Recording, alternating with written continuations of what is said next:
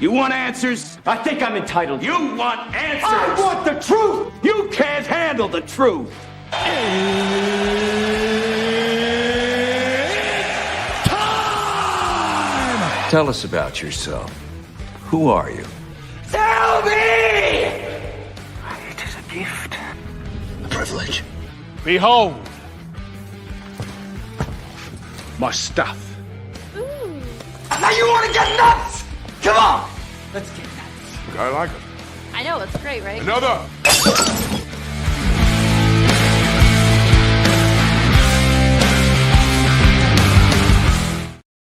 Greetings and salutations. Welcome to the Meaning of Fandom. This is where we gather a group of people together and they share with us what a particular character or fandom means something to them and why. I am your host, Ryan of Anti Quote Channel, and boy, do we have an array of different fandoms, different characters, and yes, some electrifying personalities to join us on the roundtable. So without any further ado, please welcome our first guest. She is a cosplayer. She is a master of her craft. She's kicking tail and taking names, and she just so happens to be carrying a Mighty Morphin Power Rangers tumbler to keep herself, hydrated during these proceedings. Rangers and Arrows is here. It's good to see you, Rangers and Arrows. How are you? Everything's shiny, Captain. I understood that reference, but it's good to have you here. Nonetheless, it's good to have you here. Nonetheless, and the good news is next week my new movie comes out. It's called Captain America: Brave New World. I'll be starring alongside Anthony Mackie and a whole bunch of great other actors and actresses. Hashtag not a real story. But if I were in the movie, I would be very excited. But we're happy just to see it. With that, also joining us, someone who is cosplaying as an attorney at law, corporate lawyer, if I'm not mistaken. Harvey Specter himself is here. Terrence Lehue of the Suit Up Podcast is back. He's here. Hello, sir. How are you? I am living the dream. How about you guys? We're fine. We're all fine here. No, thank you. How are you? Also joining us is someone who is no stranger to books, maybe some TV shows, some other things that they may or may not be into. Please welcome the gentleman who is wearing the most electrifying sweater this side of the east or west coast, whatever coast that we're on. Ken LaSalle's here. Hello, good sir. How are you today? Hey, great to see you. Yeah, thanks for being here. It's great to see you. We wish you all the best. And also joining us is someone, it's been a minute because normally we have this gentleman on at the beginning or end of our season, respectively, of the Anti-Quote flagship show. But I know our schedules got mixed up. Some other stuff was going on at the time, but he is back now. He's also from Comic Book Spectrum. No, not CBS, the network. It's a show called Comic Book Spectrum. Please welcome Jody McPhee is here. Hello, Joe. How are you? Doing all right. And where did he get these wonderful toys? How come I did not know about that? Oh, it's such a great question. And I love that line. I understood that reference too because I've seen that movie 6 billion times in my life, and I'm not ashamed to say it. I'm not. I mean, it's one of the most quotable, one of the most enjoyable, and one of the most influential comic book movies of all time. Thank you, Tim Burton. Love you, man. At least in '89, I did. So. Yeah, but he's done some good things here and there, but really, for me, nothing's going to top what he did from 85 to 89, maybe even 92 if you count Batman Returns. After that, he kind of went in a little bit of a different direction that I wasn't overly comfortable with. But hey, some people like the gothic stuff, some people don't, and that's fine. It's just for me, I like Tim Burton, but only in small spurts. You know what I mean? Like in little doses of pop cultureisms, but I don't know. I digress. Am I making this up as I go along? Probably. But how the show is going to work is I'm going to turn things over to one panelist at a time. They're going to share with us what a particular character or fandom means to them and why. And then, we'll get the rest of our panelists' reaction to that, and we're just going to go along the line here. So it's going to be a lot of fun. And if you have any thoughts, questions, or particular fandoms that you want to bring up and you're watching or listening to this right now, feel free to do so in the comments or the chat. Do not forget to like and share this with your closest frenemies or friends or enemies, whichever. And if you're watching this live on a replay, thank you so much for, doing so. Without any further ado, going to turn things over to our first panelist. But before I do, I have something very interesting to share with you that goes a little something like this.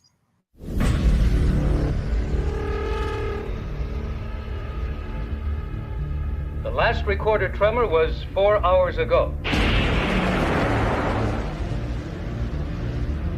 Hopefully, it was the last.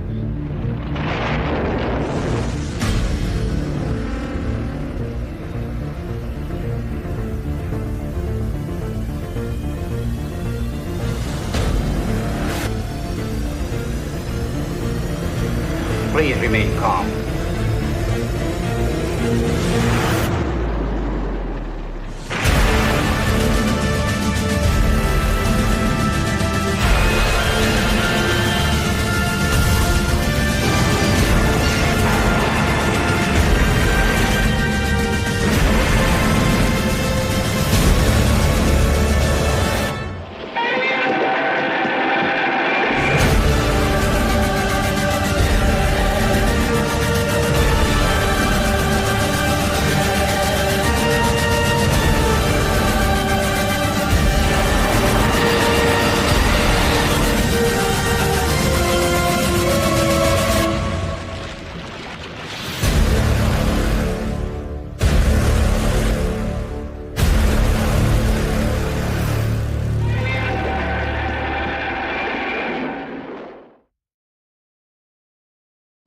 Well, long live the king, right? No, not the Lion King, but the king of all monsters. So, Terrence, I'm just curious. You're wearing a $2 million suit. You got every episode of Suits memorized. You got all these other fandoms that you've loved for so long. But then you draw this wild card that says Godzilla. Just curious, why Godzilla? Godzilla is one of my first fandoms. Like, as a kid, I got from the library this book called the Godzilla Compendium. That was before I could say the word compendium. I was age 8. And I read that book from cover to cover, and it covered every Godzilla movie from the first Gojira through to the end of the Heisei era. And when you asked me about a favorite fandom, instantly the one I'm like, how often do I get a chance to just sit and nerd out about how awesome Godzilla is? Godzilla is a 70-year franchise. The Criterion Collection released that collection that the promo is from. The Criterion Collection, nice arty films, released a collection of Godzilla movies. These are beloved series.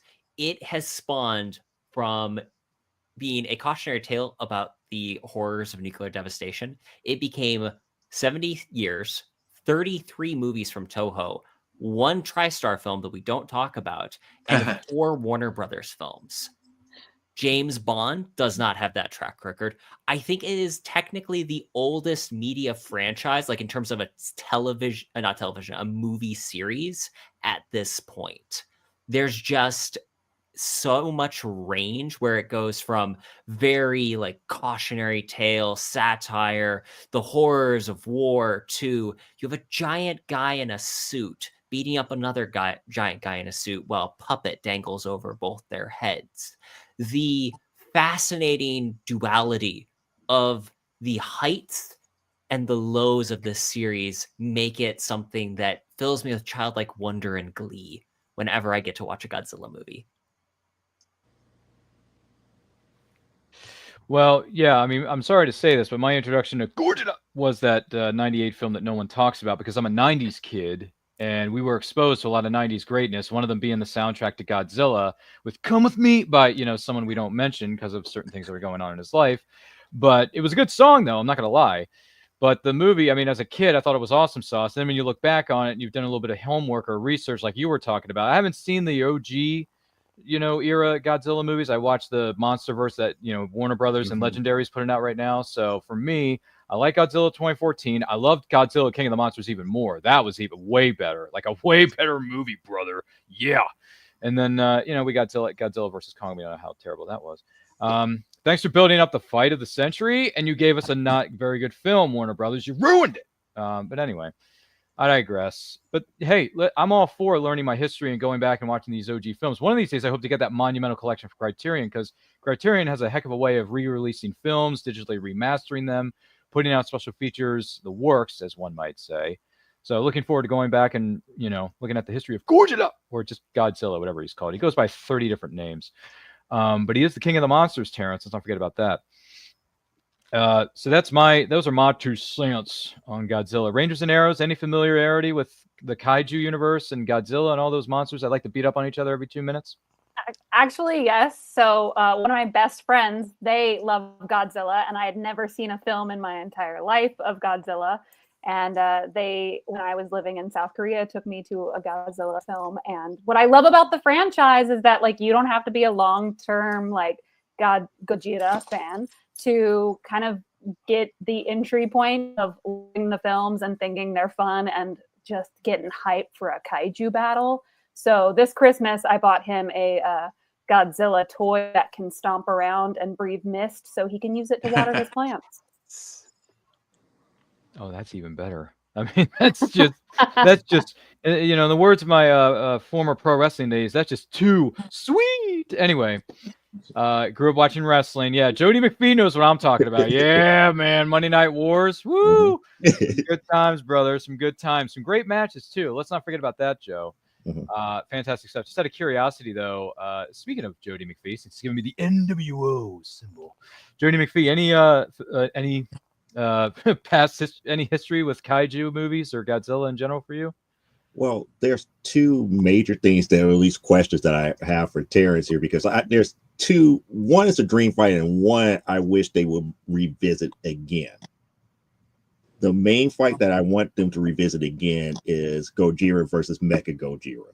Yes. And the reason I want them to revisit that one mainly is because Mecha Gojira was the world's answer to what if Godzilla or Gojira was never around and we need him. Come on, Sound.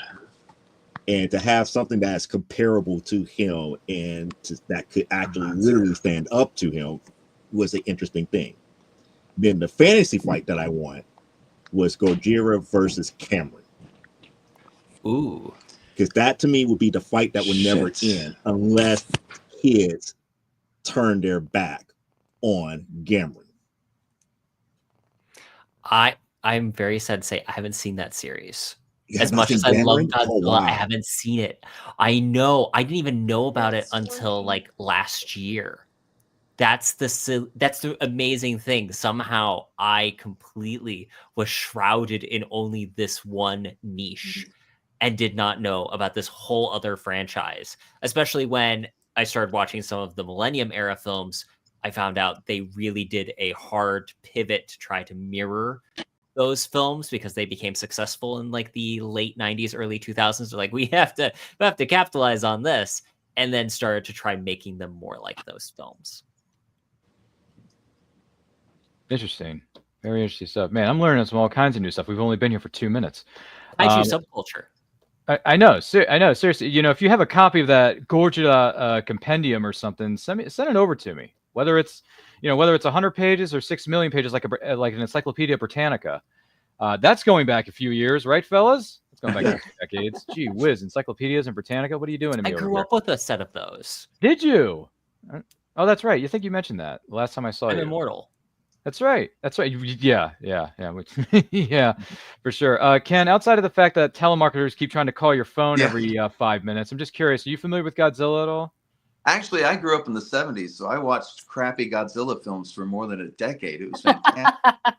So by the time TriStar made their movie, I sat in the movie theater and watched it and went, yeah, it's another crappy Godzilla film. Of course, why not? I had no problem with it. I was expecting it all along. Because even the crappy ones are good. That's the thing about Godzilla. Like some of the best Godzilla films are horrible Godzilla films. I don't mind the 98 one, but if I had to rank, I mean, of the ones that I've seen, Terrence, just between you and me, even though everyone else in the world is watching this right now, between you and me, Godzilla 98 would be on the bottom of, probably be on the bottom of my list, because I've seen 2014's iteration of Godzilla, and I saw King of the Monsters, which was fantastic. Oh yeah. To see in theaters, to see all those monsters beat the living crap out of each other, and then Mothma comes in at the end. I'm like, oh my gosh, this is awesome, man. This is great. I love it. And the score was good too. The score was good. The score was good. Lots of nods to the originals, right, Terrence? Yes.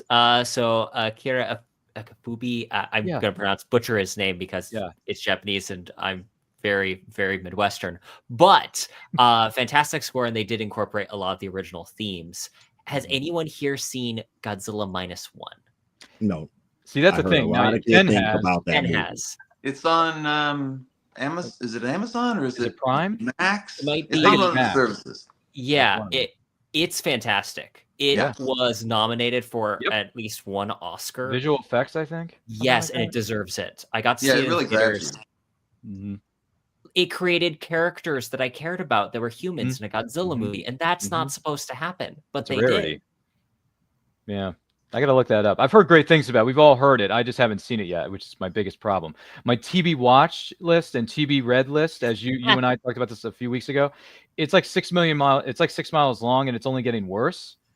So yeah, I don't know when I'm going to catch up on this stuff. I feel so terrible about myself. But the good news is we're all still here to talk about things we love most, which is fandoms, which is the meaning of fandom here on And I Quote. See what I did there? Do not forget to like and share this. And if you got any questions for anybody here, let us know in the comments. Let us know in the chat. If you're watching this live or what is known as a replay, thank you so much for doing that. So yeah, we just talked about Godzilla, which has been around for over 70 freaking years, which, I mean, gosh almighty, that's a long time. But I digress. So with that being said, I think we went around the table here. I don't think I missed anyone. But as far as the next fandom goes, we have a little something that goes like this before I turn things over to our next panelist, and we have this for you.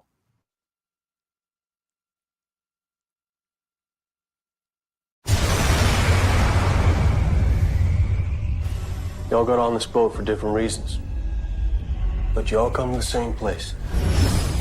So now I'm asking more of you than I have before. As sure as I know anything, I know this. I am to misbehave.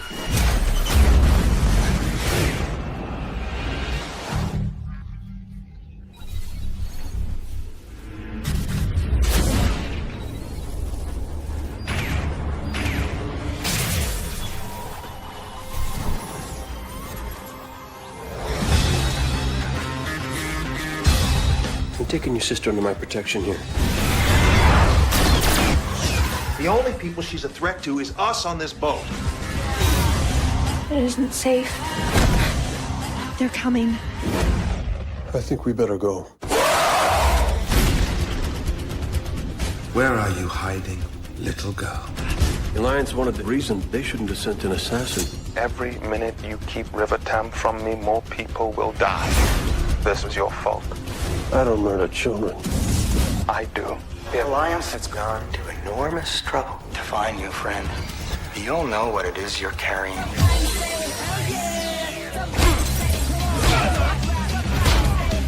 You know that girl. She is a mite unpredictable.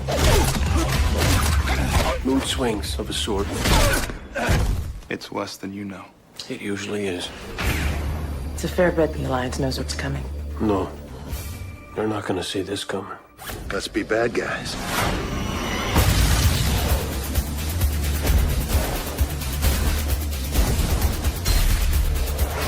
We're not alone. Well, no more running. This is gonna get pretty interesting. Define interesting. Oh God, we're all gonna die? I want to resolve this like civilized men. I'm not threatening you. I'm unarmed. Good.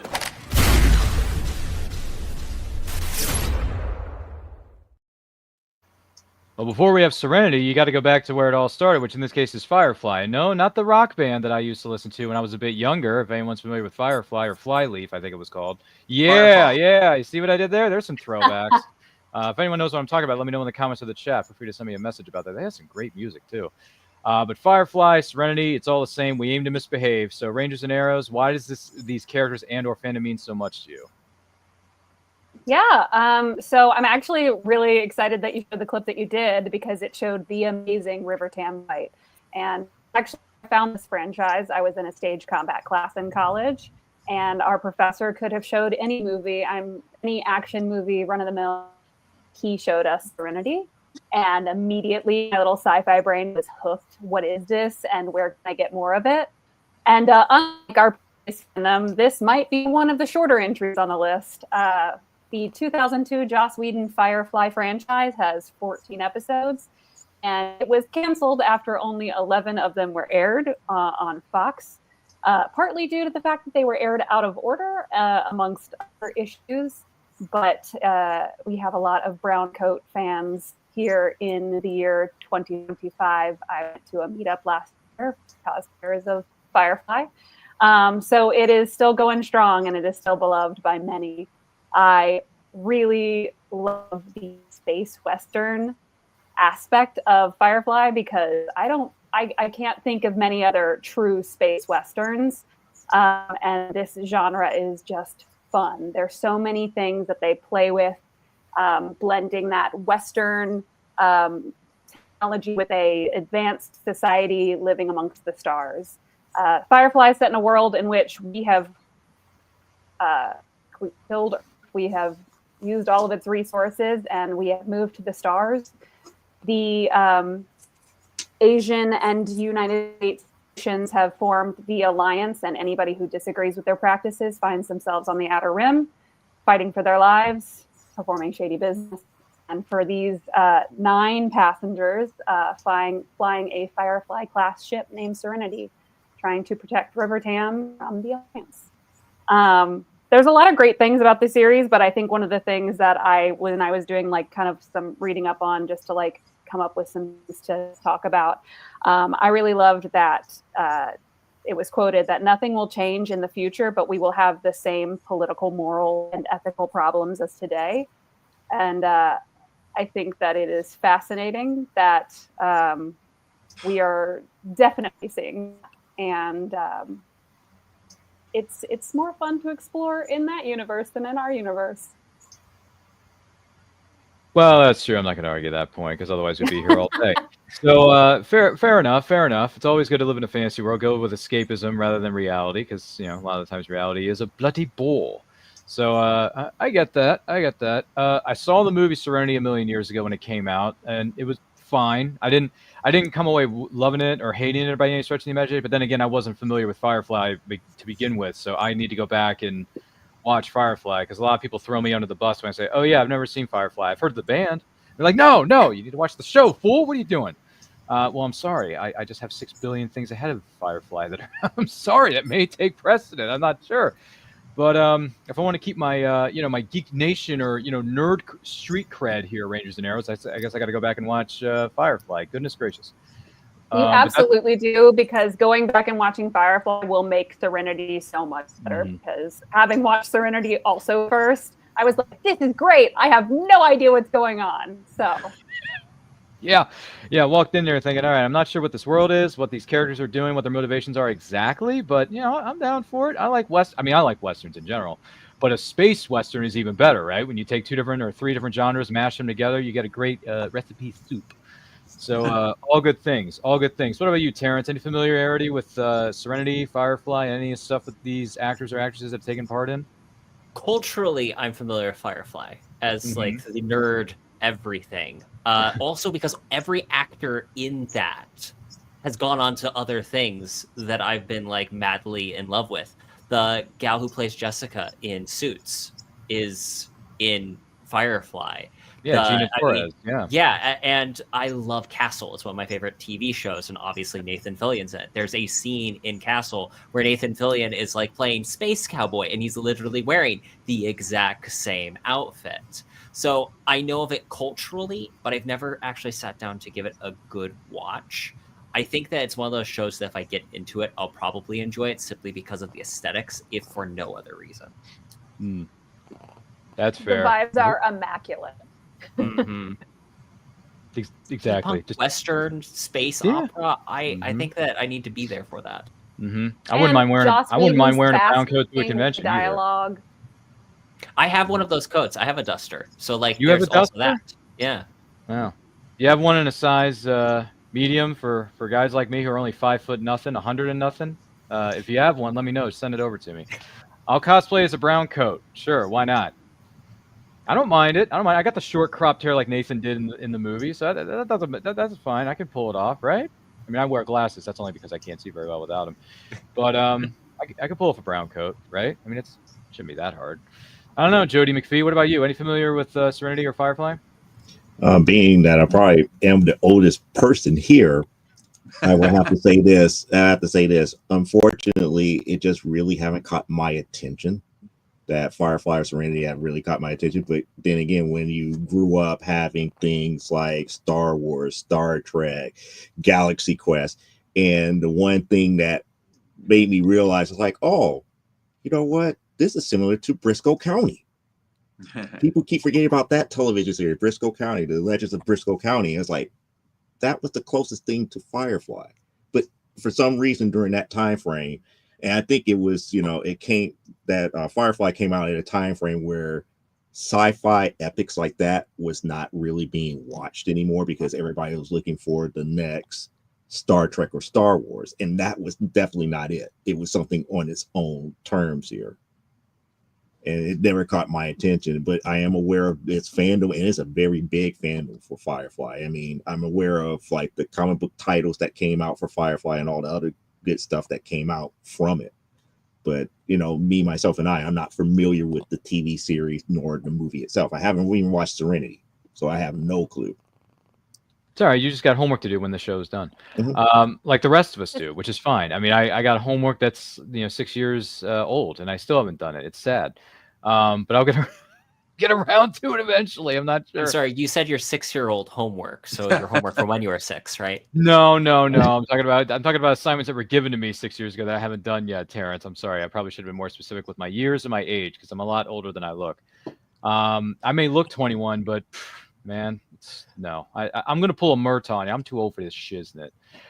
Ken LaSalle, are you familiar with Serenity or Firefly by any chance? Oh yeah. Caught Serenity when it first came on, like HBO or whatever, and loved it, and then went and watched Firefly and got really angry because, like you said, it's like 14 episodes long and it's really good. You get into it and you're like, why was this canceled? And with every other episode, I don't even think I finished it because with every additional episode, I kept thinking, well, this is stupid. This is really good. There's no reason to cancel this.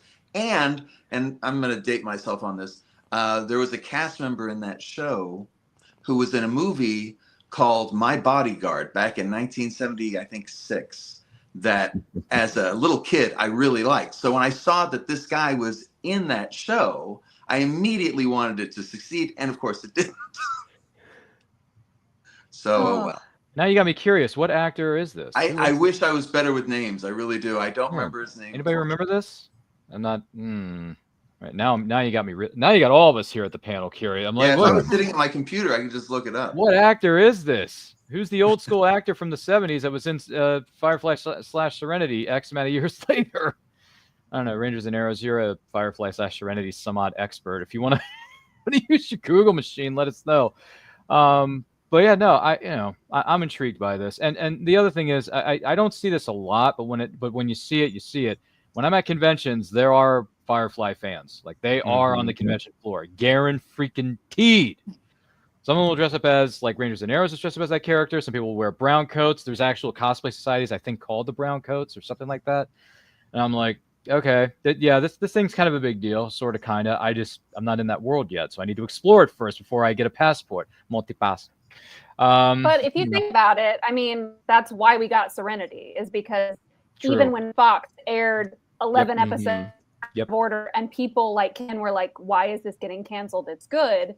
The fans were the ones who saved Firefly. They were the ones who pushed for a movie, and they're the ones who funded and eventually got the movie because they cared so much about it. So it makes sense that to this day there are so many Gordon Firefly fans. That's a fair point.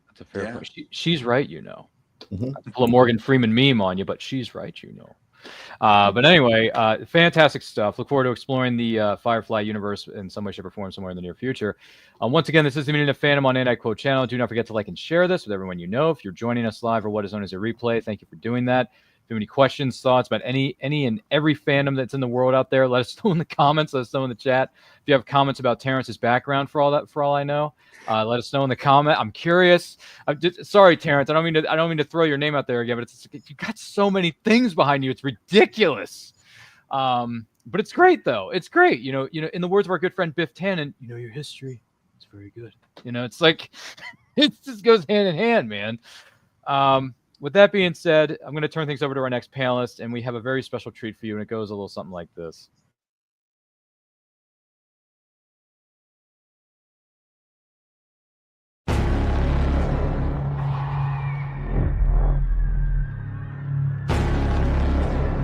War has started. And we are hopelessly outgunned. Director Fury, I think it's time. You here with a mission, sir? Trying to get me back in the world? Trying to save it. Doctor, we need you to come in. What if I say no? I'll persuade you. What are you asking me to do? It's called the Avengers Initiative. I thought I didn't qualify.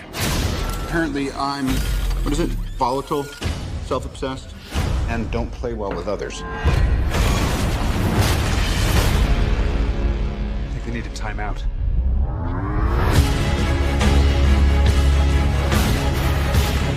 How desperate are you? And you call on such lost creatures to defend you. You have made me very desperate. We're not a team. We're a time bomb.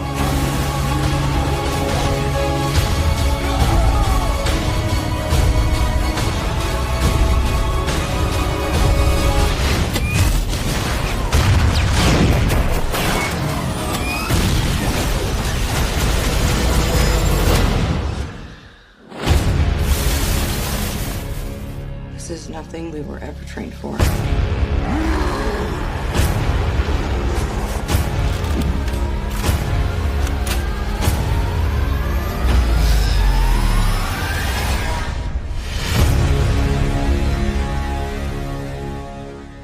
Guys, I'm bringing the party to you.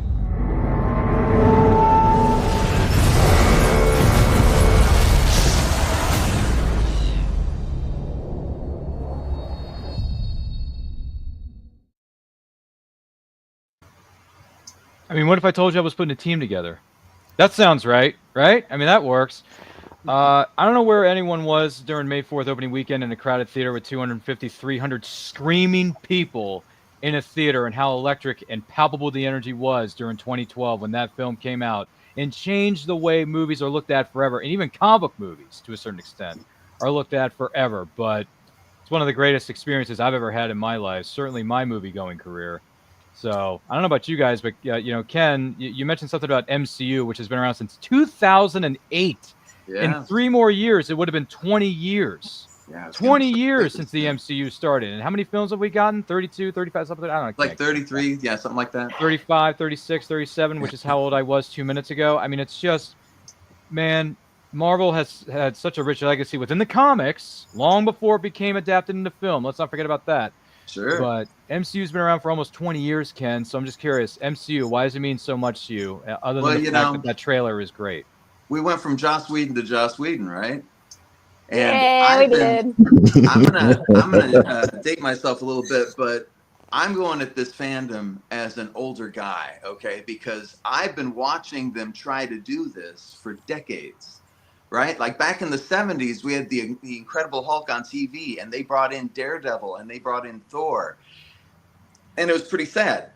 And then we had Spider-Man, right? And those were pretty good. And then X-Men, but they couldn't quite get it together. They couldn't quite make all of the Marvel comics come together until Feige came around, right? And he said, let's get Iron Man up on the screen. And they took, 60-year-old properties, mostly created by 2 people. These outdated properties, they said, we're going to make them the biggest movies around. And some of them, like Captain America, he's been around since the 40s, and yet they made him one of the hottest properties around. Of course, Chris Evans helped. So there's a lot of good reasons to be a Marvel fan. Very true. Very true. Lots of different characters, lots of different properties, so many different movies that have come out since 2000 and even before then. Yeah. Forget about when that. you think about how long it's taken to get this together, I think about like right now that we're in phase 6. I think we finished phase 5, and there's been some rumblings about this movie was bad or that movie's bad. But I mean, it's a handful of them, a handful of movies or TV shows compared to the rest. So it's still, I think it's still holding up. I would venture to say so. And they got a lot of things going for. I mean, what says I love you more than having a new Captain America movie come out on February 14th? Yeah. You know, that may or may not feature a red, giant, bulking creature that may want to kill everyone and destroy the world. I don't know. And he just happens to be played by some dude who's been in movies for 45, 50 years. And he was president once before in Air Force One, one of the best underrated action movies of all time, in case anyone hasn't seen it. And especially the iconic words, "Get off my plane." I mean, come on, you know. He threw off a young, up-and-coming Commissioner Gordon off his plane. He threw Commissioner Gordon off a plane. So, you know, if Dr. Jones, you know, if he can do it, then I don't see why he can't be president for a secondary term, right? I mean, it happens in politics sometimes. Sometimes we don't agree with it, but it happens. You know, I don't know. But yeah, no, there's so many great Marvel. And by the way, this is something that's going to be coming on later in the year of 2025 for, and I quote, Studios. We are going to put together a panel of people who are going to share with us their top 10 favorite MCU movies, which Ken's going to be on that show because he kind of pitched the idea. Well, So yeah, I got to tell you, when you mentioned that first Avengers film and you asked where were you when that happened, I can tell you exactly where I was because my wife and I went to see all the movies all in one day. We started early in the morning down at downtown Disney in Anaheim and sat with hundreds of other people in a hot, smelly, uncomfortable theater for 12, 14 something hours. We watched Avengers at something like 3 a.m. and there wasn't a tired eye in the house. Everybody went crazy the whole way through. It was amazing. Okay, well, you did the all-day marathon, whereas Ryan just went to see the actual film, and that was it. That was enough. But you played the marathon, man. You went all day, all night. So you know you walked that out, and you sat on profile. So I respect you wholeheartedly for doing that. But yeah, I mean, we could talk about MCU all day. I have my favorites, I have my least favorites. But once again, that top 10 MCU show that we're going to do later in 2025 on And I Quote is going to come later, and Ken's going to have a seat at the table. A lot of other. I'm sure a few other people in this room would want a seat at that table. Just saying. Maybe Terrence has an appropriate Marvel-themed suit for that. Who knows? Or a tie. You know what they say? It's the tie that makes the man. Hey, I went to Comic-Con as Captain America. I can put on the suit. Look, you went to a Comic-Con as CA? You went as Cap? Yeah. Where's the picture? I never saw it. I'll send it to you later. Dude, text me. I want to see this shiznit. Get on it, son. I want to see some Cap. I mean, call it Cap. But anyway, no, I could go on MCU all day. But I'm just curious, Jody McPhee, you know a little bit about Marvel, just a hair. What are your thoughts on MCU in general? Any thoughts? I was about to say, Ken, let's set the Wayback Machine to the 1990s, where pretty much all the major movie studios were about to give up on superhero movies until this little known movie that people constantly keep forgetting about blew the doors off of superhero movies called Blade. A relatively unknown character to the movie-going crowd, but for comic book people, everybody was like, wait, they're coming out with Blade?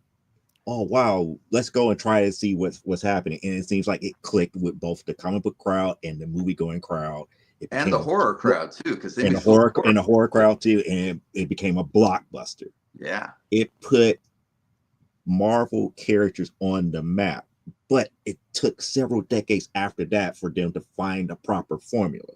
Because there has been notable, and I say notable interviews, especially with Stan Lee, talked about how DC during the times of, you know, looking at their competition between Marvel and DC, how DC used to blow up with TVs and movies, and they're up there was like, yeah, you got that segment, but it's not our time yet. It's not our time. When it's really our time, we want to come out there and we want to come out there strong, and we're not going to release it. Yes, there it is. That movie started the superhero movie franchises that we got now. We wouldn't have a DCU or an MCU if it wasn't for New Line Cinema and that blockbuster right there. Granted, we had, you know, movies before that. We had old school Richard Donner Superman that a lot of people hold true to their vest and everything.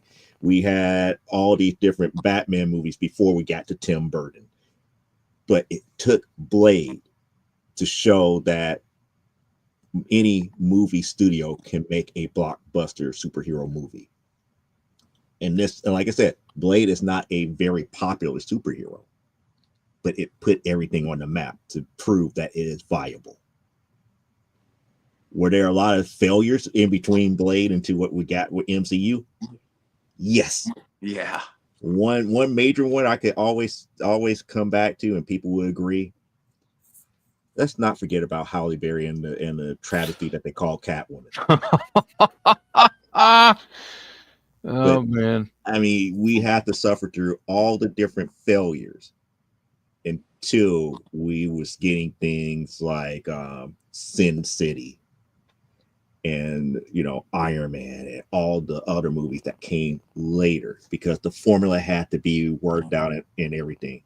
But when they were starting to do the Iron Man series, that's when Marvel Studios and Feige was like, you know what, let's build this thing up to what we want to build up, which is that to cement it, which was Avengers, because each step had a process. You had Iron Man, then you had Incredible Hulk, and then from there you had Iron Man 2, and then I believe after Iron Man 2 they introduced Daredevil, and it was one thing after another until they got all the pieces into place. Because again, we saw the quicker movement towards Avengers after Captain America First Avengers, because now we had two of the staples of the Avengers there, and we already talked about most of the main cast already between Iron Man 2, Incredible Hulk, and Captain America First Avengers.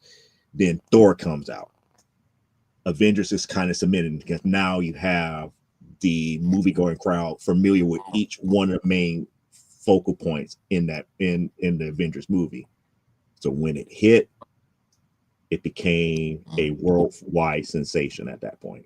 And that's pretty much what I gotta say about that. It was just ingenious of how it took that many decades to get to that point where Avengers hit, and they knew exactly how to do it. They had to make people familiar with it, and then and bit by bit by bit by bit, they build it up to make people want to go see the Avengers.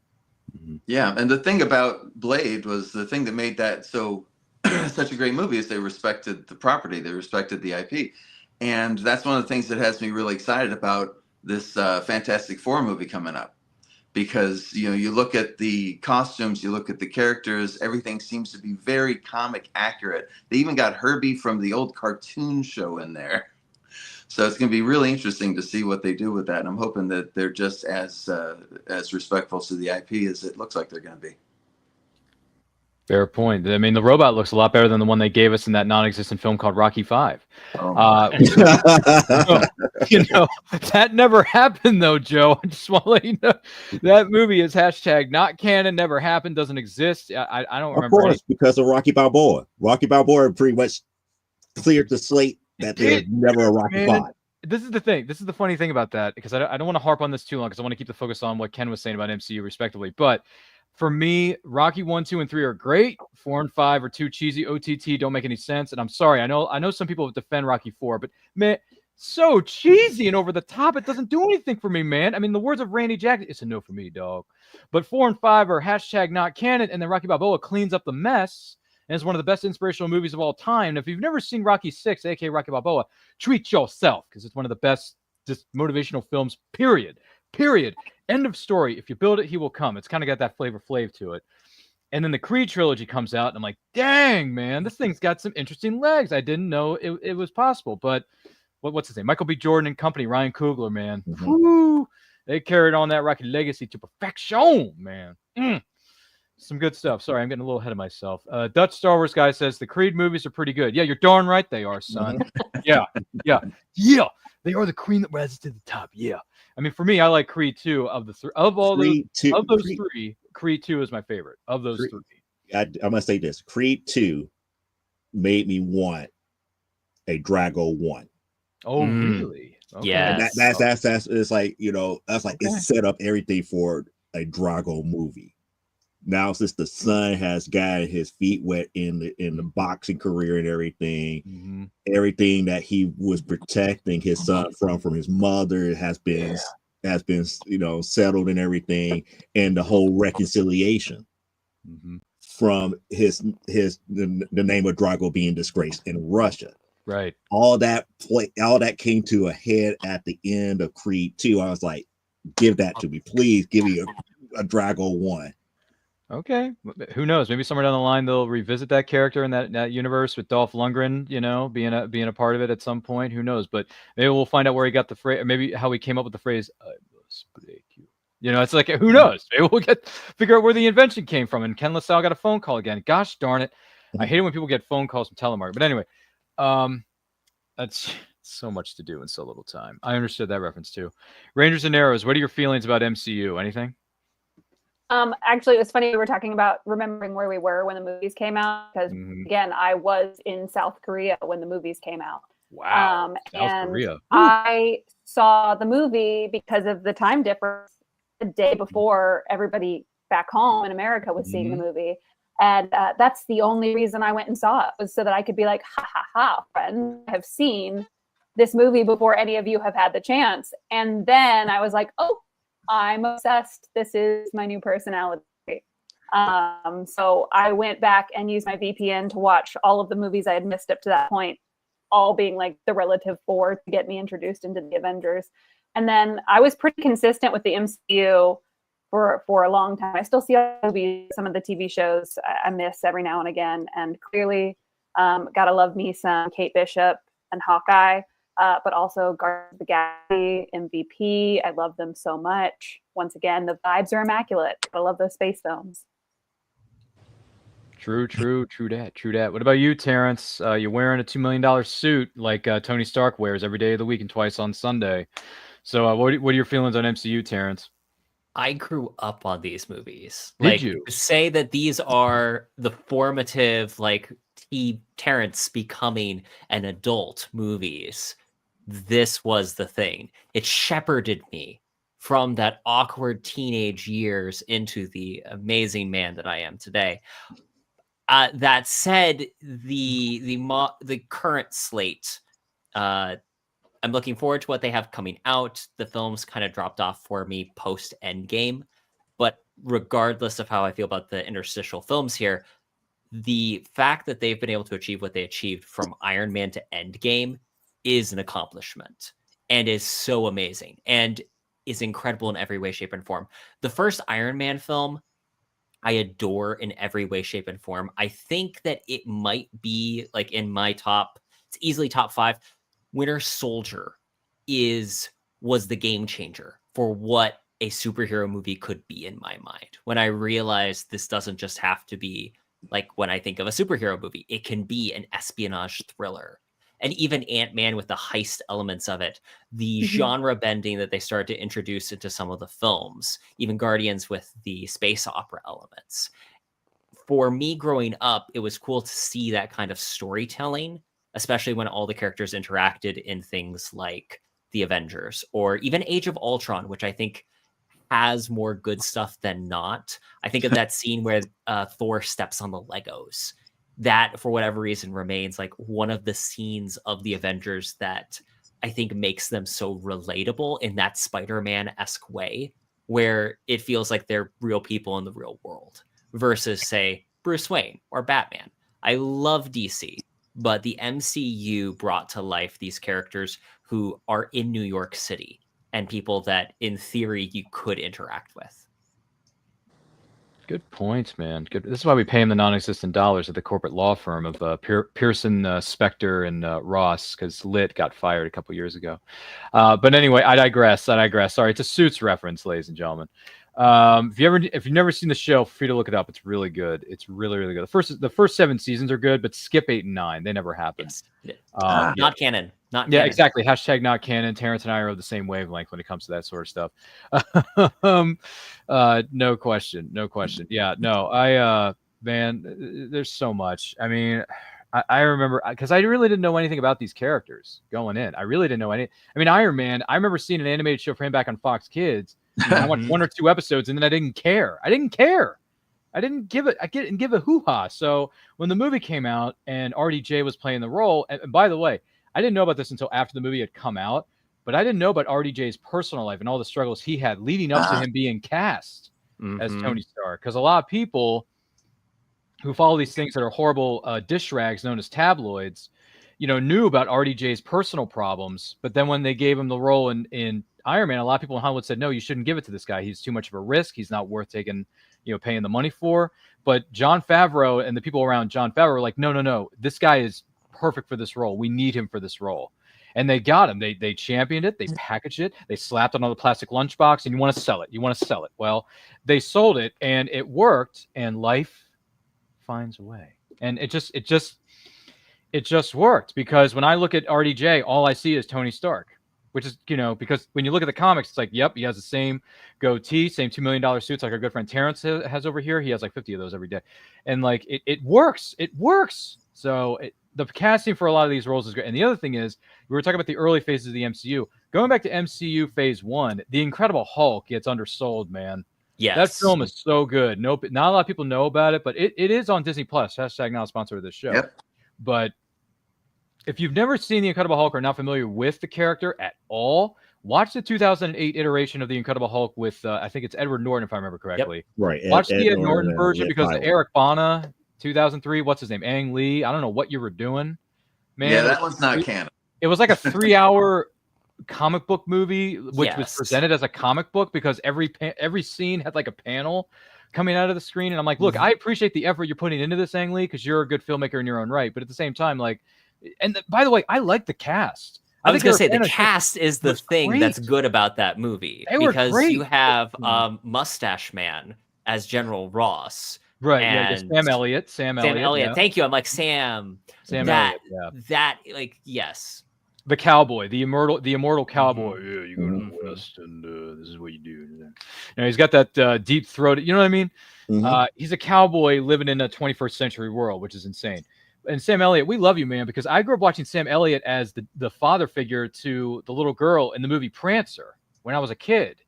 Prancer is a holiday film. I don't know if anyone remembers Prancer from way back when, but feel free to visit that, because Sam Elliott plays the Faja in that movie. And that's how I was introduced to Sam Elliott as an actor. And then years and years later, I saw him a bit younger when he was in a great cult classic known as Roadhouse. If anyone hasn't seen Roadhouse, you may want to sit down and watch that one, because that's, Patrick Swayze has Swayze-ness. So, I'm just saying, ladies and gentlemen, I'm just saying. By the way, a Dutch Star Wars guy, our good friend Kay, says, Ang Lee's Hulk sucks. Okay, hey, I don't disagree with you, man, because that film has so many problems in more ways than one. You know what I mean? It's hard to stay inside the lines. I don't know where to begin with that. But, yeah, MCU's had some hits. By the way, Dutch Star Wars guy mentioned this earlier. He says, the MCU was the most consistently good franchise up until 2019 with Endgame. After that, it's been up and down a lot. They still make good movies, which is true. But it's been wonky, and the entire Jonathan Majors actor behind-the-scenes controversy does not help. Yeah, that kind of gave it a little bit of a... Yeah, the next branch couldn't be done because of that controversy. Yeah. Yeah, but hopefully they're going to fold this into something better with the Doom saga and all that.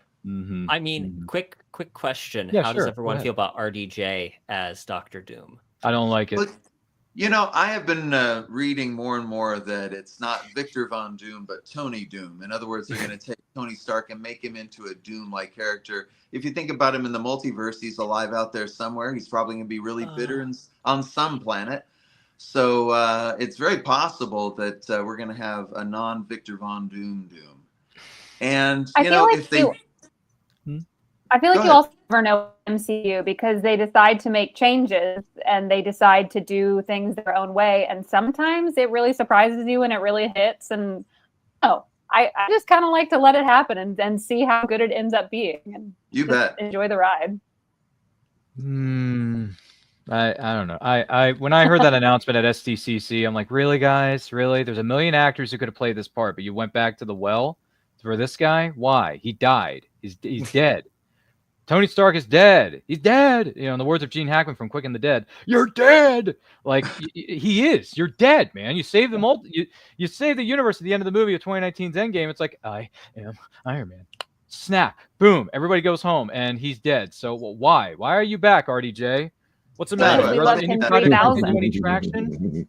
See, I won't ruin it because of the whole thing about why they can't finish Kang. Because if you go down the Kang arc, Right. technically he's not dead. Oh, okay. Yeah. But again, him playing Doom doesn't bother me as much. One of the things that we kind of talked about on Comic Book Spectrum that I didn't get to say there, but I'm going to say it here. Sure, go ahead. One of the things that I'm trying to hope and look forward to with Fantastic Four is that they're going to intermingle the X-Men in Fantastic Four because it kind of lines up with X-Men First Class. Mm-hmm. The younger Xavier during this time, because he was also working with the government during the time that they were doing the whole space race type deal, because this is the time and decade and era where they're up here not only going out to space, they were also looking for, you know, superpowered beings and dealing with what happens if we have superpowered beings. So I wouldn't be surprised if we get X-Men Easter eggs in this movie. That's just me.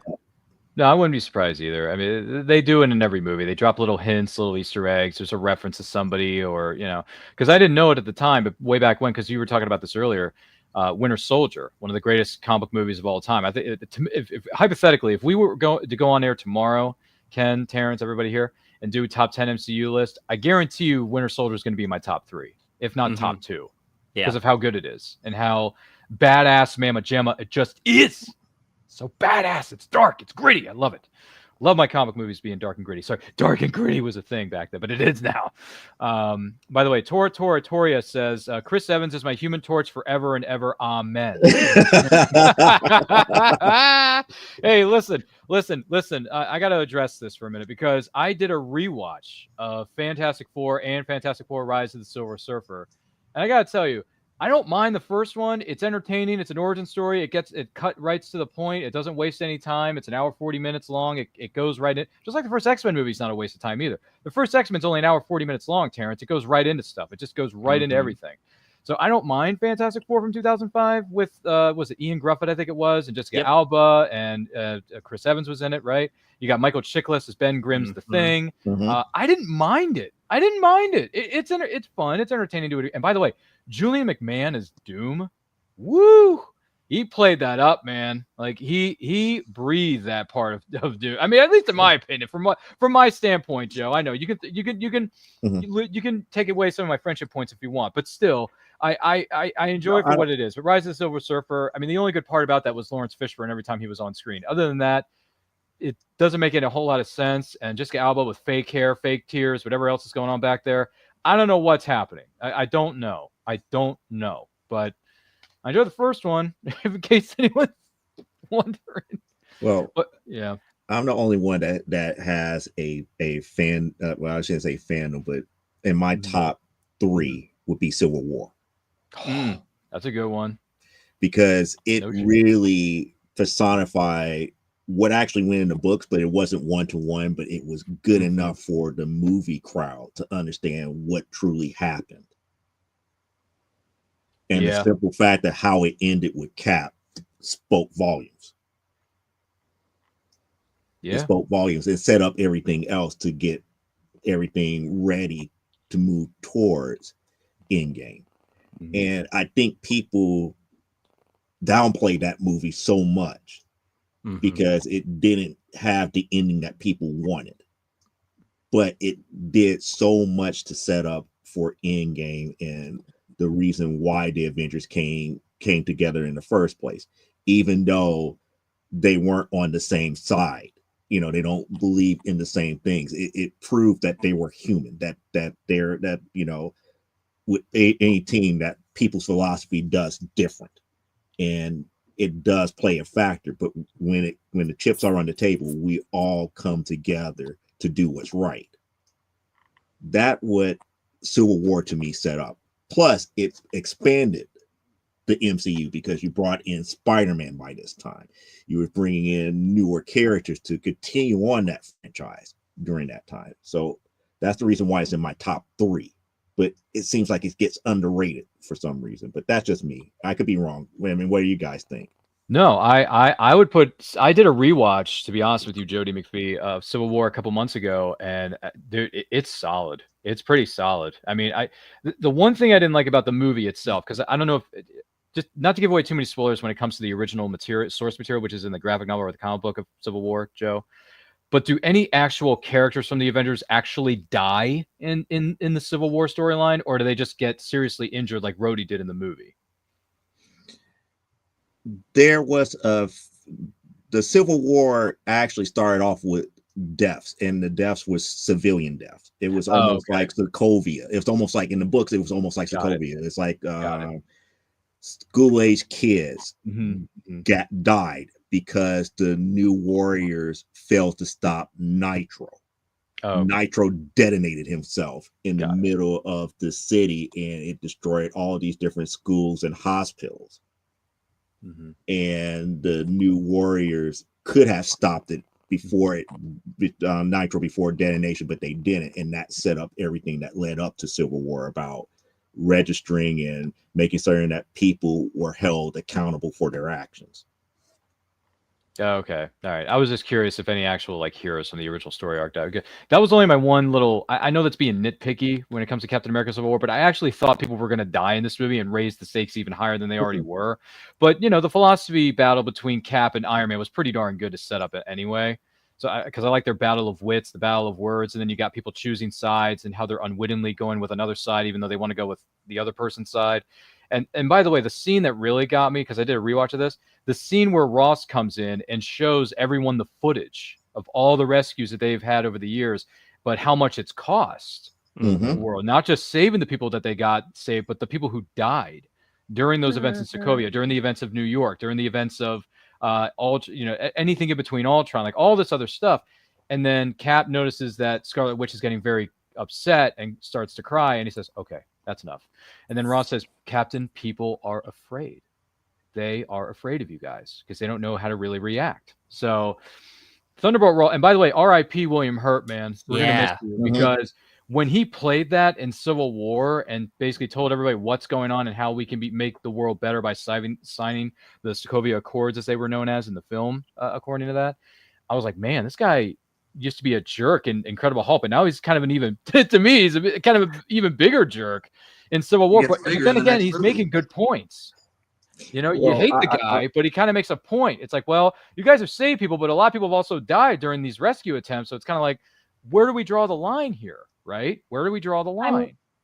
But I think that's the thing about the MCU is a lot of people found themselves, oh, that person has a point. Like, I remember a lot of people being like, Thanos has a point. Thanos is kind of right. But like, why is Thanos kind of right? Even better. Let's go to Black Panther 1.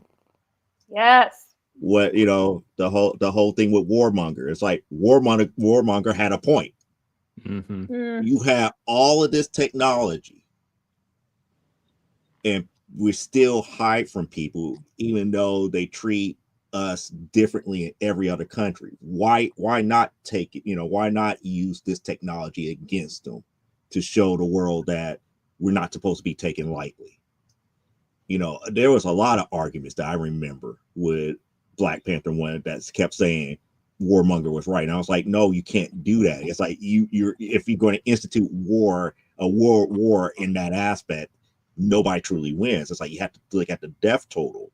And he was like, no, it was just a point that's like what you consider strength as far as numbers and military is only as good as your knowledge of who has what up on what in their arsenal. And he was up here. It's like, look, Wakanda, you have all of this. You have vibranium. You have the highest level of technology on the planet. Why are you keeping this stuff hidden? That's a good point. See, I gotta bring up the meme here the next time I'm in the studio. They're right, like just bring up the meme, because I think it would help everybody who's watching this at home. Once again, this is the Meaning of Fandom here, and I quote, don't forget to like and share this. And if you're joining us live on the replay, thank you for doing so. Toria has some very interesting comments. He says the original Fantastic Four movies from the 2000s, they're silly as hell, but that's why I love it, and that's fine. Hey, listen, you be you. And then he says the interstitial movies within franchises are always a tough sell, specifically about Civil War and some of the movies that came in between.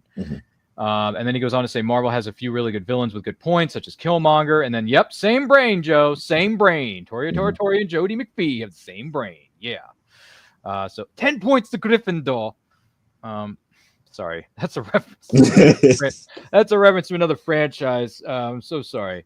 Anyone know where the Golden Snitch is? No, I'm sorry, that's another movie. But I digress. Yeah. Let's see here. Anyone else have any other points on MCU before we turn things over to the next panelist here? Just out of curiosity. Nobody? Bueller? No? Okay. Just making sure. Just want to make sure I didn't miss anything. We good? All right, great. Free drinks and food are in the back. So with that, before I turn things over to our next panelist, I was told by the producers earlier tonight that one of our guests has a bit of a short time frame. So Terrence, I'm going to turn things over to you, man. You look snazzy. You look great. You got a lot of stuff to read behind you. I'm jealous of that. I hope to read all 6 million of those books behind you one day. Probably won't, but I'm going to try. Even though my master Yoda always says, do or do not, there is no try. But Terrence, if someone wants to know more about you and those crazy good-looking suits, where can they follow you on social media for all the great things you're doing over there, man? I'm active on Instagram at @TLahue and at suitup.podcast. And you can find more about me on terrencelahue.com. Fabulous. Great to have you here, Terrence. It was great to see you. We all wish you nothing but the best. Enjoy your weekend. Be safe out there. And if you're going to read, enjoy the book, my friend. Enjoy the book. And by the way, definitely check out this young man's great book, One Man's Treasure. It's more phenomenal in more ways than one. It's great. It's got a little bit of everything in it, and it's got a bit of suitsisms in it too. So if you're into that sort of stuff, or you just like adventure, swashbuckling, right? Treasure hunting. That's check out. It is available on Amazon, and you have direct copies that people can get signed by you. Is that true? That's right. You can DM me on Instagram and get a signed copy. That's even better, man. That's just too sweet. Well, have a great night, great weekend. Be safe, and I'll talk to you soon, my friend. It's been a pleasure. So long. Yep. See you, man. Have a good night. Be safe. Oh, he's such a kind man. Great man. Great man. Got a lot of great things going for him. We wish him nothing but success as we go throughout the course of our lives. Let me change the setup here. There it is. Yay, we all win. So without any further ado, Joe D. McPhee, a host, producer, a creator, but also a ranter. I didn't know this about you. This is new. No, people make me rant now. It seems like my crowd is like, oh, we want you to answer this question. I was like, why? It's like it's something that you're getting misled with, and then when I expose what's being misled, it's like, but it should be this way. It's like, now you're about to make me rant to tell you why it's wrong to think that way. But that's not what I consider being a true fan, and I'm about to tell you guys why, and I'm about to talk about my fandom. Because why? When I get through talking, I'm going to have the whole congregation say amen. Because why? I'm a part of the comic book industry as a whole here. What do you mean by the comic book industry? I write, produce, and sell my own books. And, just as an example here's one of my books already graded, already encapsulated and everything here that you could buy at a comic book show if you see me there, or you could go out to my comic book website. But what is good about the comic book industry and what's good about comic books as a whole here is inviting to everybody. Just like how we talked about the MCU and Firefly and Gojira and movies and everything. It's all a part of the comic book industry. Why? Because it's all encompassing. We like what we like. We come together at shows and display what we like. We share what we like. We bond over what we like. There is no wrong answer when it comes to why you like Gojira over Gamera. There is no right answer. You like what you like, and we share in that bonding of liking, if I could say in these terms, kaiju. Or we bond over why we like superheroes, or we bond over why we like spies, or we bond over why we like space operas. We bond over anything and everything. And it's always positive. And that's one of the things that, like I said, I rant from time to time, because when people get into that ultra negative, I have to correct them. It's like, hey, it's not really a negative. Think about it this way. Put the aspect in more of a more positive slant. for you to understand the bigger picture. I have sat here and gone through, or at least on my shows, where people are up here talking about, oh, you shouldn't get your comics graded, or oh, the industry is going bad and this, that, and the other. It's like, no, it's not about that. Sometimes you have to think about business, but it's all about fun. It's about coming together. It's about being a part of a bigger fellowship. You have to think about it from the aspects of from those that are a lot older, like myself and older, because back then, like in the 60s, 70s, 80s, and 90s, this wasn't commonplace to be to have geekdom, if I could say it in a nice term, in a positive term. I'm putting it in quotation, positive term. Having geekdom in that aspect amongst the general population was shunned upon. It wasn't until like the 90s to 2000 and everything where it became more commonplace and accepted, and it was cool. It's now cool. It's like nobody has a second thought that if you picked up a comic book and read like for the Incredible Hulk or the Fantastic Four, or in the modern cases something killing the children, or House of Slaughter, all these other newer books that are coming out here. It's not even a second thought. People don't criticize you in the same way. Nobody criticized people for liking Star Wars like they did back then. That's why I love this industry so much. Because it brings people together. Like it or not, people come together and socialize about what they like. And a lot of times it comes off more accepting than turn offish.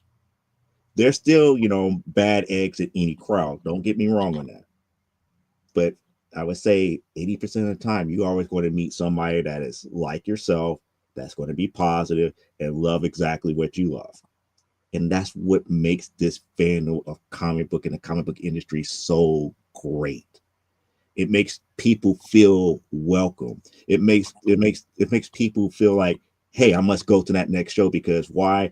This actress is going to be there, or that actor is going to be there, or this artist is going to be there. I could get, a sketch of my favorite character, or I could do this, that, and the other, or I could go out and cosplay and show my fandom to the utmost degree by cosplaying. All of this is encompassed in one nice little package with a pretty little bow here with your name addressed on it and say, surprise, have a good day, enjoy the rest of the show, or enjoy your day, or enjoy this convention, or enjoy meeting up with your favorite character or writer, artist, or whatever, or enjoy, cosplaying your favorite character, or enjoy meeting up with this group. It is exactly like that.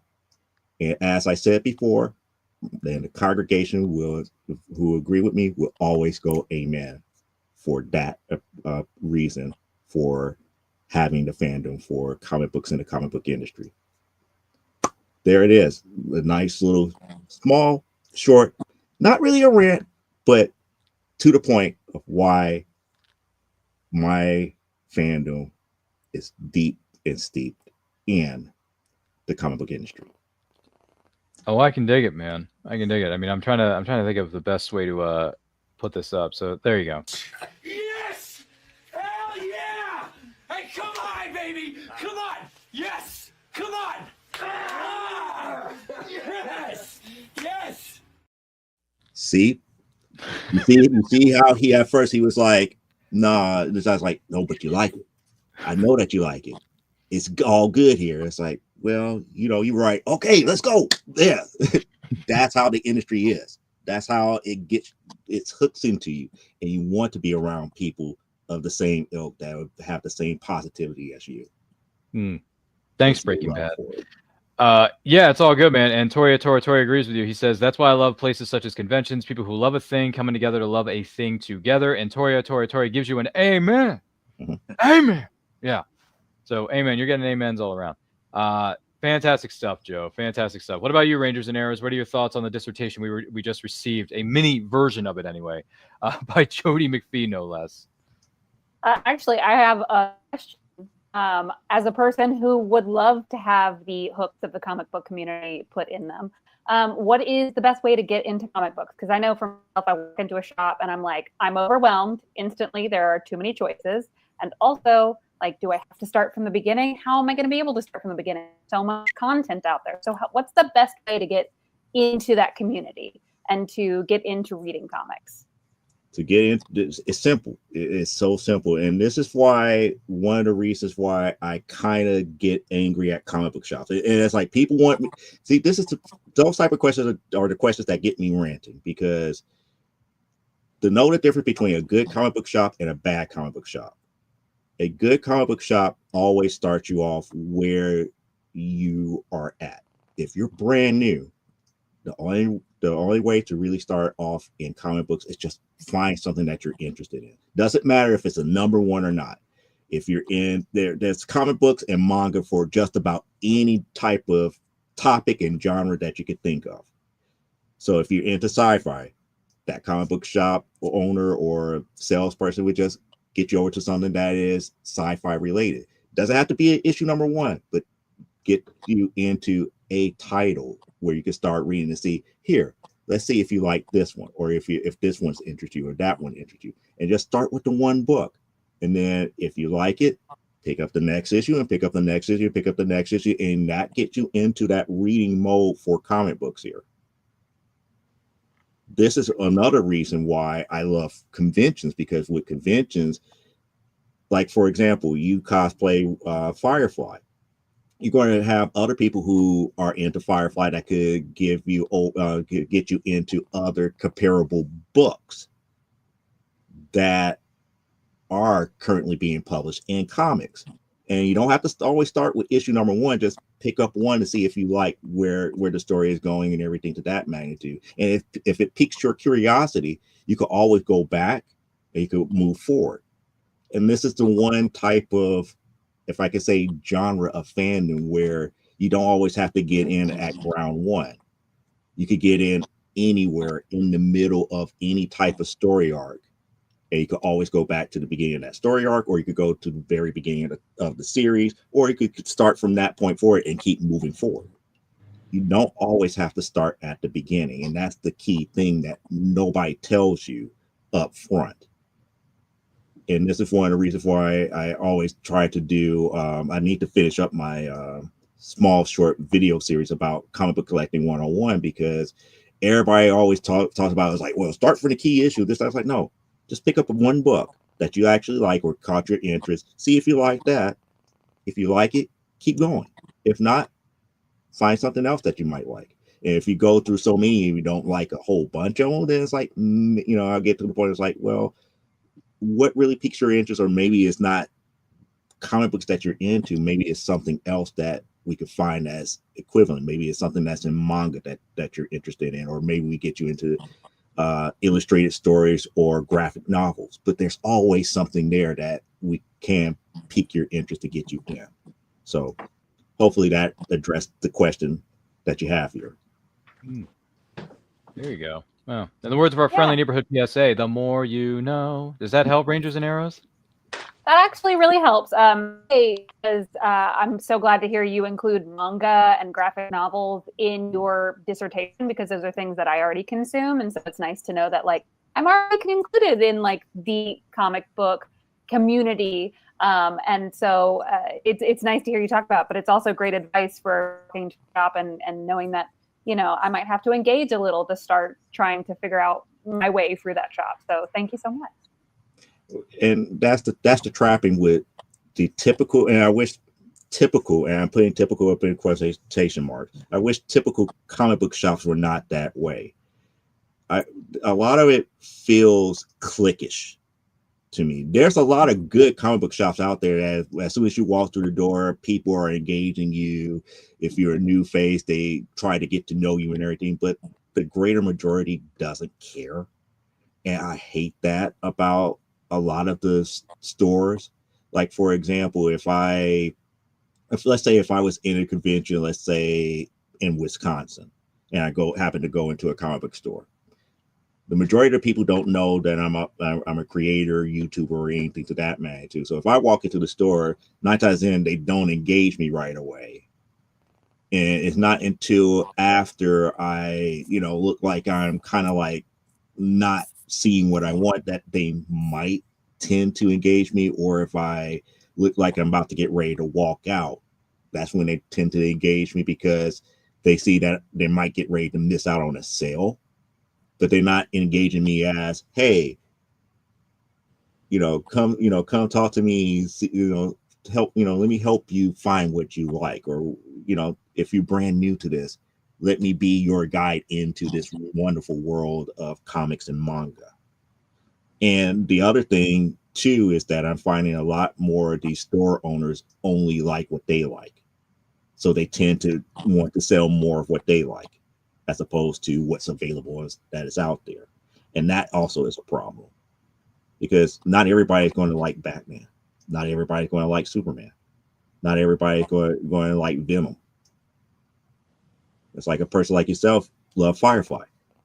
Do you have Firefly comic books in your store? If the answer is no, then it's kind of like, what's the point? What's the point? It's like, are you going to be able to show them to another store that has it? Or are you going to be able to, do a quick purchase for them, you can tell them that, hey, come back next week, we will have issue such and such for you.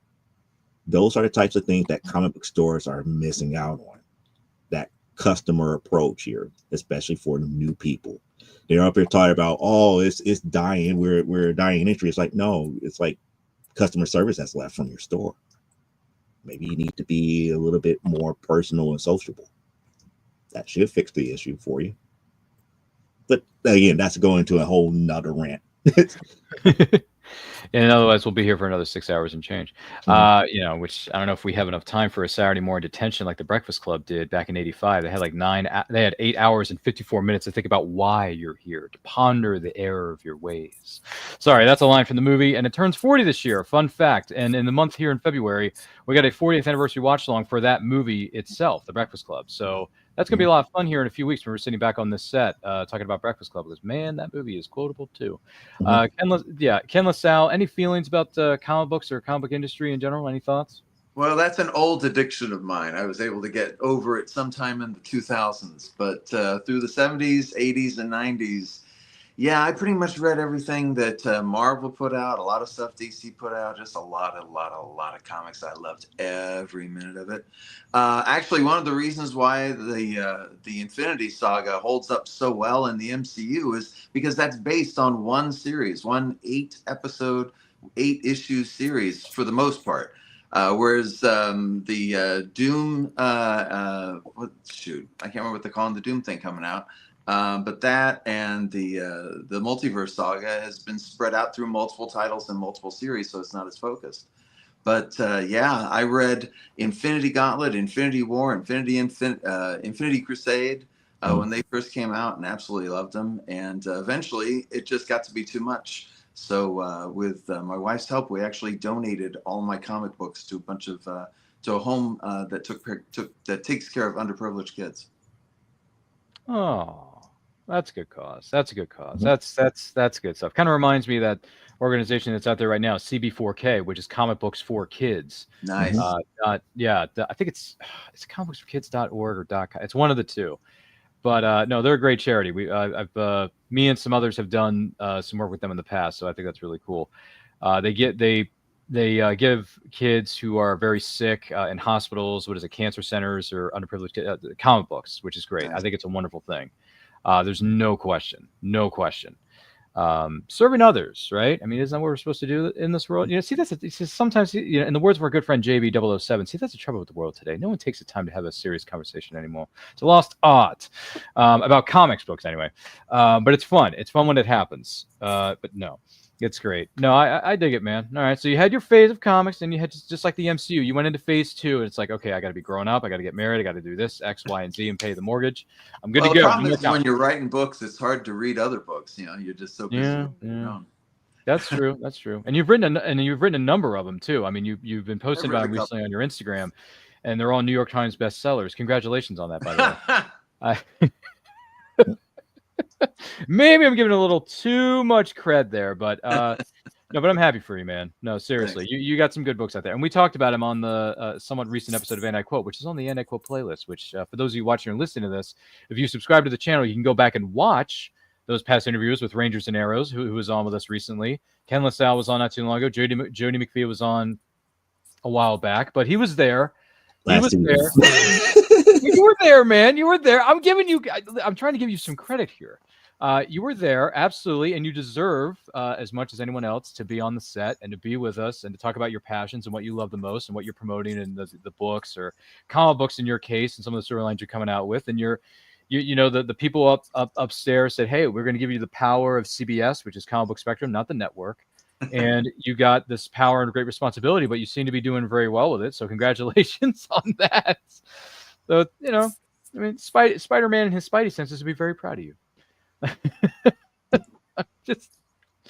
I'm just throwing it out there, man. I'm giving you credit. But yeah, no, I didn't start reading comics till Batman Day, believe it or not, Joe, 2017. That's when I started reading comics. I'm dead serious. Got some of the new stuff that was coming out at the time, written by Tom King with DC's Rebirth line of comics that was out at the time. And then kind of just ran away with it. And by the way, this is one of the things you brought up earlier, and I agree with you on this. When I walked into my local comic shop, hashtag support your LCS. When you can, please do it. Do it. Hashtag do it. Do it, in the words of Palpatine. Do it. So I walk in there and she's like, hi, how you doing? Is this your first time here? I'm like, yeah. It's like, have you read a comic book before? I'm like, no. Well, what do you like? I said, well, I grew up on things like Spider-Man in 94, X-Men in 92. Joe knows what I'm talking about. He's wearing the shirt. I read this. I watched this. I watched that. I watched a little bit of Iron Man, a little bit of Incredible Hulk. She's like, well, follow me. And it was a new reader's rack that had a bunch of trade paperbacks on it, which included X-Men House of M. For those of you who are X-Men fan, House of M was a big one, right, Joe? So yep. House of M was there. DC's Kingdom Come by Mark Waid and Alex Ross was sitting on the shelf. You had the Infinity Wars, the Infinity Gauntlet, all that stuff was sitting there. One person said to me, I don't know if this was on the shelf particularly, but another shelf, there was Spider-Man, Kraven's Last Hunt. Yeah. Okay. Which I hear is one of the greatest storylines of all time.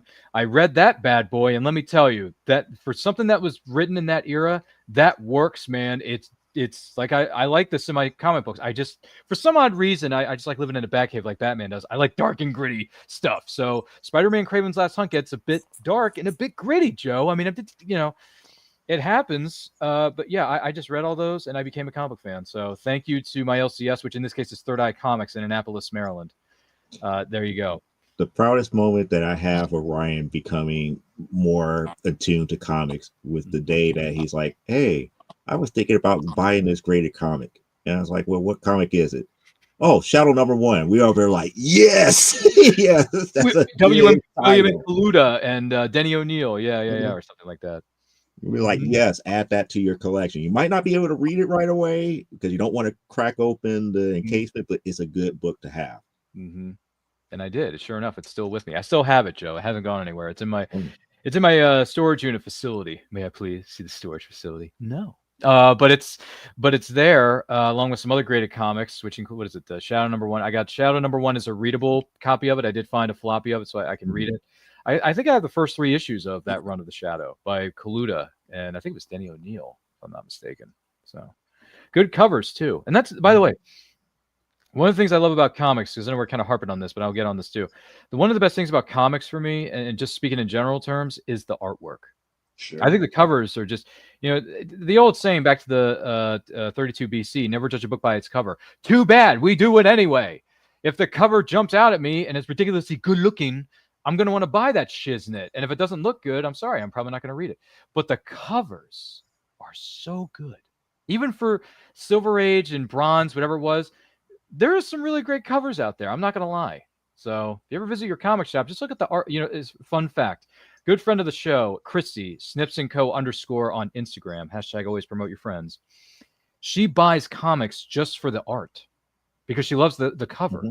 The covers of these Star Wars comics. She's a big Star Wars fan. Hence the reason she calls herself Snips&Co., because it's a reference to Ahsoka Tano, who called herself Snips back in the day. Anybody remember Snips? Yeah, that's right. Mm-hmm. Clone Wars, baby. Clone Wars. And she says, yeah, I buy these comics because I love the artwork. I'm like, that's great. I wish I had that kind of money. Because otherwise I would have long boxes, Jody McPhee, of comics just because I love the freaking covers. And they're that's a good. part of the industry that I don't understand all that well, but I appreciate it. Yeah, it's just covers are good looking. I don't know. They have a way of working on you. I'm just saying. But if anyone else had any thoughts on this, let me know in the comments down below. By the way, Toria says it's all about building community. They also go on to say, I haven't read many comics as of yet, but I devoured the Scott Pilgrim series. Scott Pilgrim, yeah. There was a movie, Scott Pilgrim versus the World, if I'm not mistaken. Yep, based A upon movie, the a video manga. game, a TV show, and they're all based on a Really? Manga. They're all based on manga. Yep. Wow. Okay. I'm learning something new every day, folks. Thank you, Rangers and Arrows. And I love the way it's been interpreted into lots of different mediums. Yep. As we mentioned just a moment ago. Yep. Scott Pilgrim. Good cast too. Pre or post Superman, Brandon Routh is in that too. Mm-hmm. So, In the movie, I forgot what studio did it. He was the vegan that was all super powered and whatnot. I just couldn't remember what Number studio. 3. Number 3. Yeah, that's well, what happened to 2 and 1? No, I'm just kidding. I haven't seen the movie. Maybe I'll see it. Maybe I'll see Rangers and Arrows. I got to sit down and watch Scott Pilgrim versus the You World. have to watch the movie. Okay.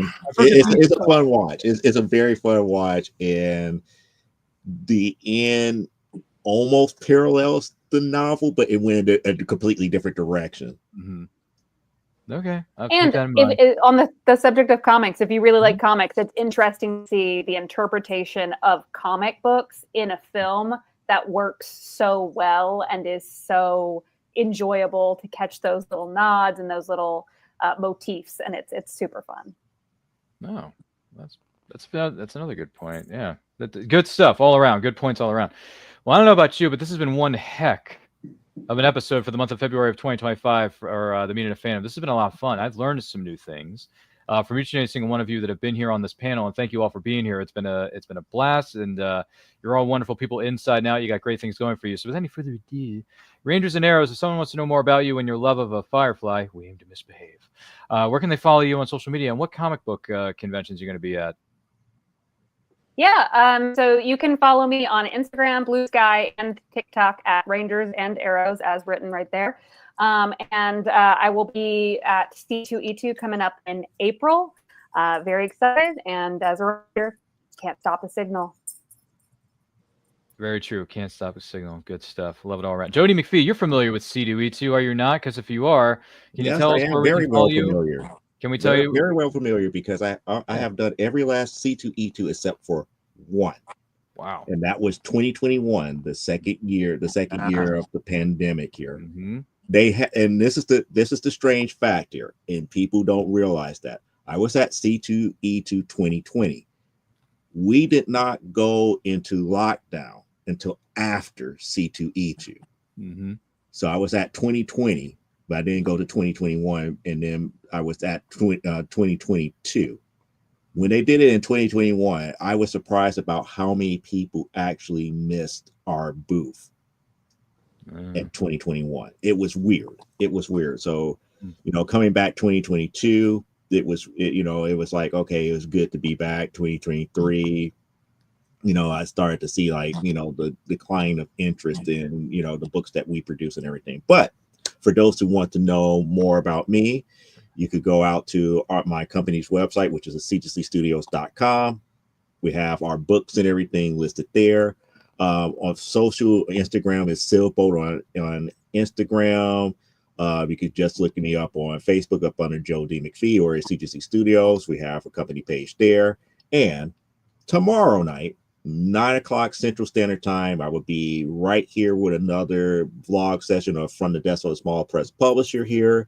I believe what we're going to talk about tomorrow is the offering through Lunar, if I remember correctly. I believe Lunar is now trying to engage smaller publishers like myself here with distribution, but there's kind of like strings attached here. So I'm going to look up that information, go through figure out all the bells and whistles and everything as far as what they're offering. And we're going to talk about that other stuff that's coming up in the comic book industry as a whole here. So that's the best way to get in contact with me, is to talk to me directly on that show.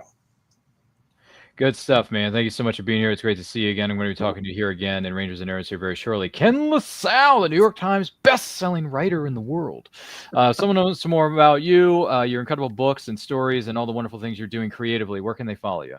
Well, mine's really easy. I'm Ken LaSalle at Ken LaSalle on Facebook, Blue Sky, Instagram, kenlasalle.com, the whole bit. This summer, I've got the third book in my Breakthrough series come out. The first book was Max Dedge and the Time of the Uniborg. Second book was Sue Jorgensen, Queen of Space. My wife was kind enough to print those up for me because we don't have copies of our books. We got to buy some more. Anyway, the third book, called The Death and Life of Arturo Gonzalez, is coming out this summer, and it's going to be a blast. Sounds like a wonderful idea. Congratulations to you and all the books you got coming out and the ones you have out now. Congratulations. Very happy for you, man. I'm going to be talking to you here again very shortly. Great to see you. Great to see you all. My name is Ryan of And I Quote Channel. Follow me on Twitter and Instagram personally at RyanRPM5. Follow us across all forms of social media simply at And I Quote Channel. This show is presented during the first Fridays of every month at 7 p.m. EST, just to be a little bit more specific.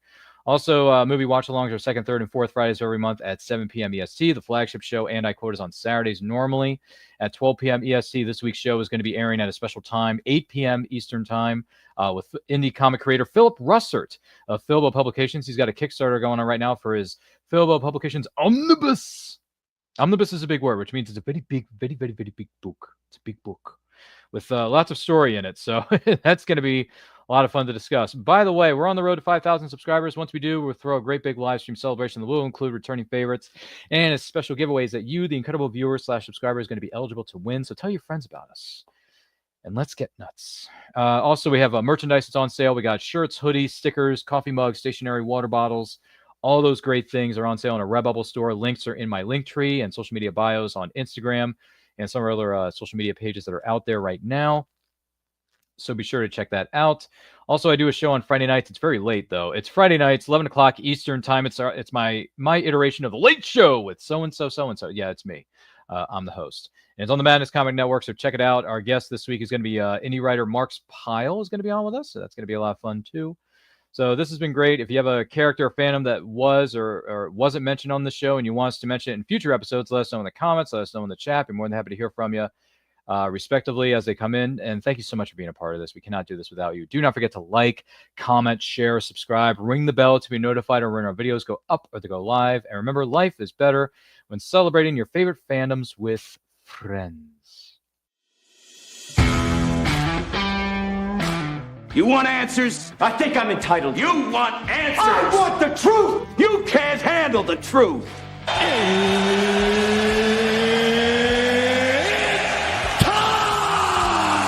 Tell us about yourself. Who are you? Tell me! It is a gift. A privilege. Behold! My stuff. Now you want to get nuts? Come on! Let's get nuts. I like it. I know, it's great, right? Another!